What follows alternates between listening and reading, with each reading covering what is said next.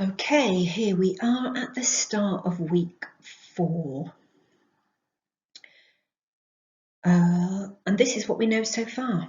I'm not going to read through it all now, but it is a useful thing for you all to do. To read back through what we've covered so far, so you are constantly revisiting, reminding yourself of the key scenes that we have covered, the key elements of context, and really building up a strong understanding of what happens in Act 1, in Act 1.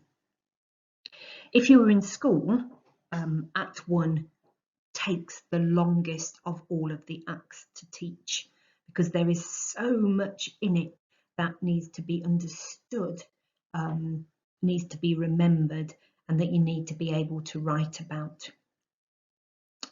Okay, so what we took forward from last week is Romeo's fate to speech. Remember, just before he goes into the party, Romeo has this massive feeling of dread that if he goes into this party, that it's going to set into motion a set of events which is going to end badly. Remember, he refers to the stars again. I've included the quote on this page. It is a really famous quote. "My mind misgives some consequence, yet hanging in the stars." We looked at last week where our stars is referred to. We looked at 2 different places it's referred to. I'm just going to pause a minute and see if you can in your minds remember where else Shakespeare has referred to those stars, and then I'm going to come back with the answer for you.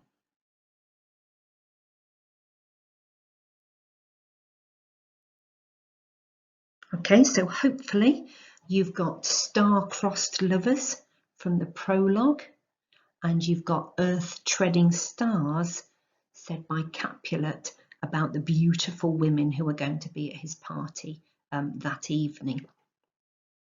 Okay, so that's Act 1, Scene 4 that we did last week, and we also started to look at Act 1, Scene 5. So this is the final scene of Act 1, and it ends in a real climax, Act 1, because it's where Romeo and Juliet finally meet after all of this preparation work that Shakespeare has done before this moment. We didn't actually look at Romeo and Juliet last week. I picked out Tybalt's speech where he realises that Romeo has come to the party and he is deeply offended by the fact that Romeo is there.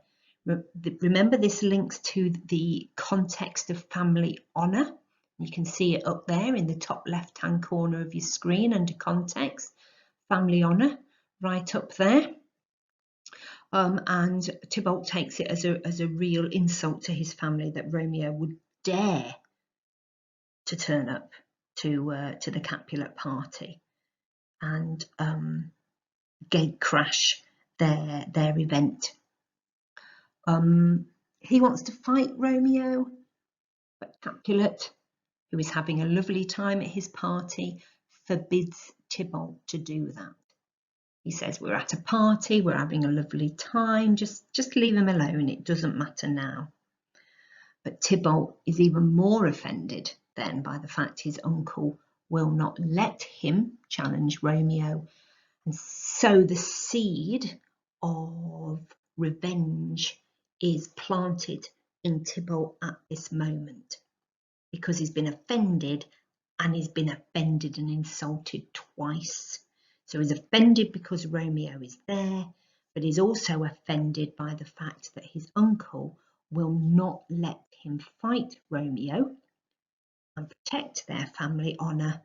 And so this seed of revenge is sown, and Tybalt will wait, he will bide his time, and then at the right moment, he will look for that revenge from Romeo. And that ends up being a key part of the play. Right, I've waffled on for long enough there. Hopefully that's jogged your memory on this Monday about what we were looking at last week.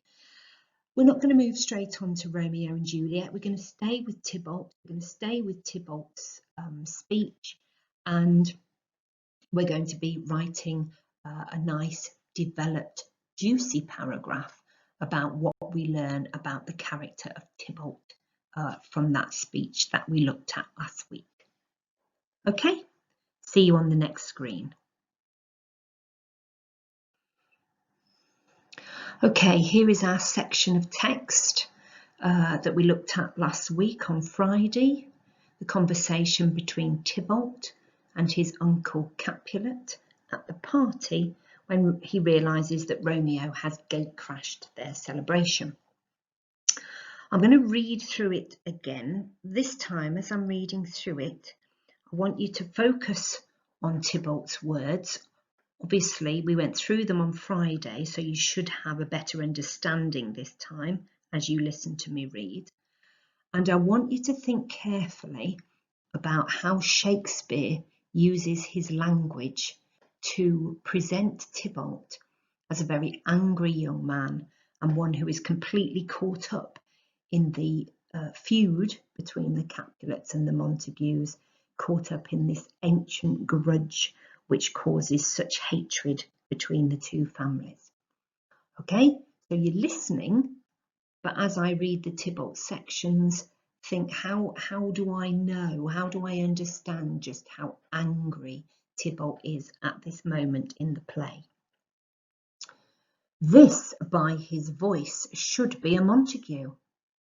Fetch me my rapier, boy. What dares the slave come hither, covered with an antic face, to fleer and scorn our solemnity? Now, by the stock and honour of my sin, to strike him dead, I hold it not a sin. Why, how now, kinsman?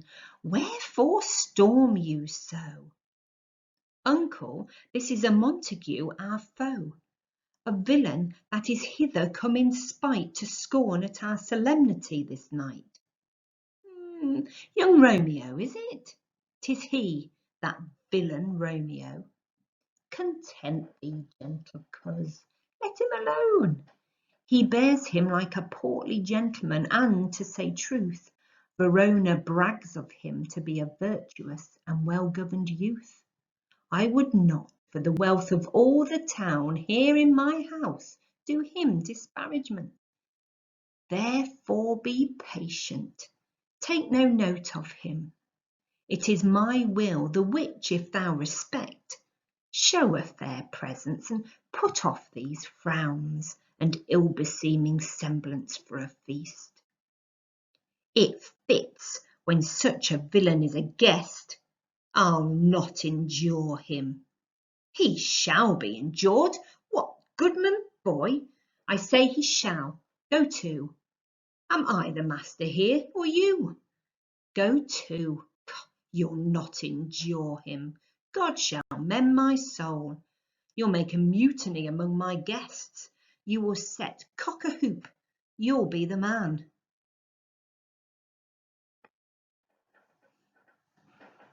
Why, uncle, 'tis a shame. Oh, go to, you are a saucy boy. Is it so indeed? This trick may chance to scathe you. I know what. You must contrary me. Marry, 'tis time. Well said, my heart. You are a princox. Go, be quiet, or, oh, more light, more light. For shame, I'll make you quiet.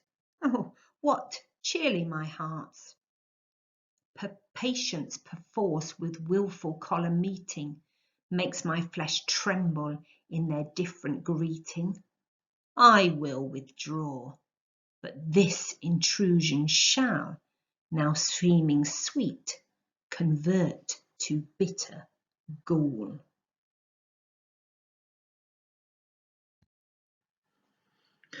Okay, your first task for today is put today's date, which should be the 25th of January, and the title, Exploring the Character of Tybalt. Okay, so you need your pink books, your exercise books, your notebooks, whatever you're doing this work in. Put today's date and the title and underline both. Pause me whilst you are doing that.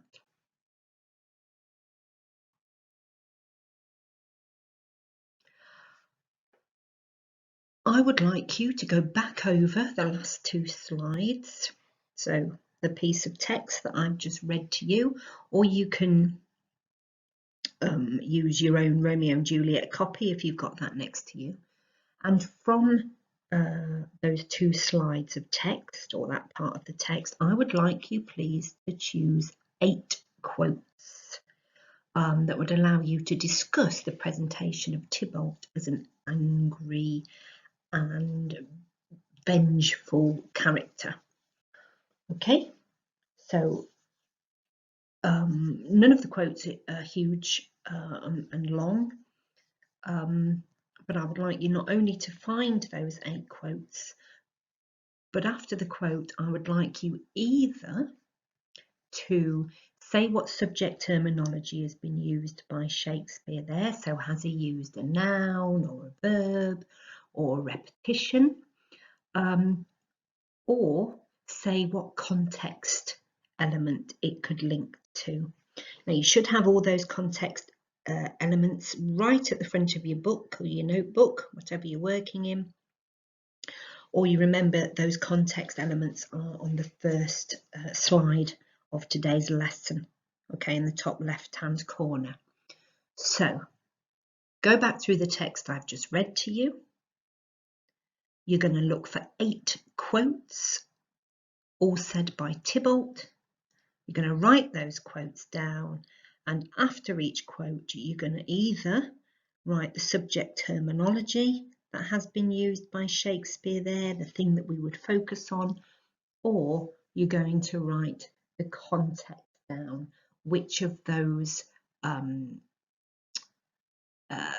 historical ideas that were around at the time could we link that quote to?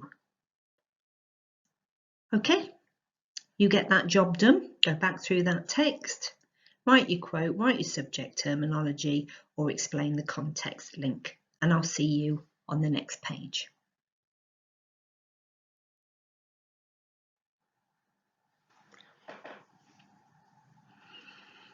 So supporting those of you who've perhaps got a bit stuck, or perhaps you haven't managed to find 8, I've put here the 8 quotes that I would have included if I had to do that task.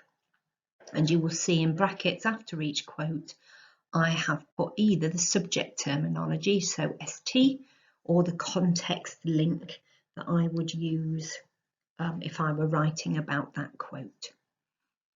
Okay, so well done, folks. If you want to add mine to your list because you've missed them out, that's absolutely fine.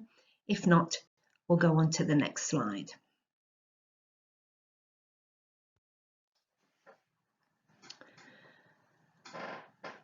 As preparation for our paragraph on Tybalt, I want us to look at really stretching the vocabulary range that we have available to us, so that we can analyse and explore Shakespeare's language and the character of Tybalt fully. The next thing I'd like you to do today is create 5 lists of words, all the words of which are closely related to the character of Tybalt and how he is presented. So the 5 words we're going to look at are angry, aggressive, spiteful, revenge, and offended. I would like you to use thesaurus if you have one at home, or to Google and see what synonyms you can find for each of these 5 words. We need really to push ourselves with vocabulary as part of the preparation, not only for our literature exam, but for our language exam as well.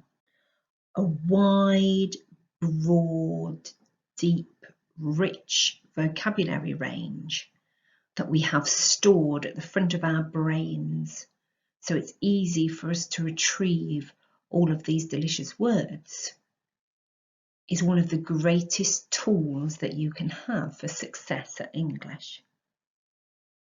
In literature, it helps you to explain the same idea in a number of different ways, becoming more powerful and more convincing the better the vocabulary you use.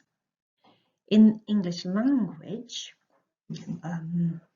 vocabulary is marked twice in question 5 on both papers. You don't need to worry about question 5 on both papers now. What you need to hear from me is the fact that vocabulary gets double marks. So if you are constantly using in your creative writing or in your letter writing impressive, high-level, breathtaking vocabulary, succeeding at the higher levels is going to be much easier. So this is a very valuable task and it must be done thoroughly. Okay, don't just whack down any word you can think of out of your head. Research each word and look for new words that are going to push your limits on wordage that you have available at your fingertips. Now, just so you know, there is a support page as the next slide where I have completed these boxes for you. If you are a little bit behind, then perhaps the best thing for you to do here is to go to that support page and copy those words out and then look up any word if you're not sure of it.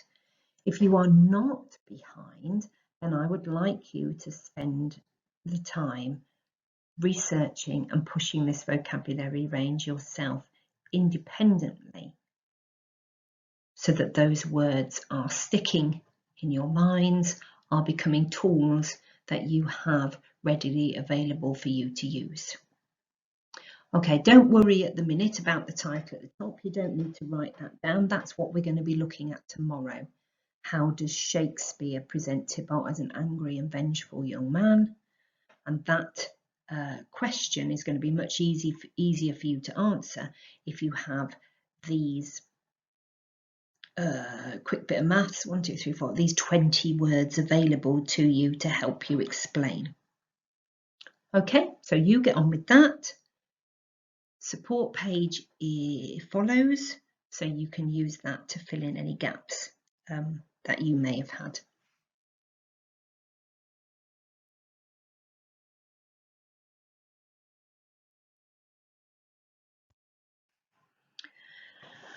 Right, that's it for today, folks. We've got ourselves in a really good position for tomorrow's lesson. We've got all the quotes that we could possibly pull out of that section of text, words spoken by Tybalt, and we also have created a broad range of vocabulary that we can use to make sure we are explaining him in a detailed and varied way. Okay, have a good evening. See you tomorrow.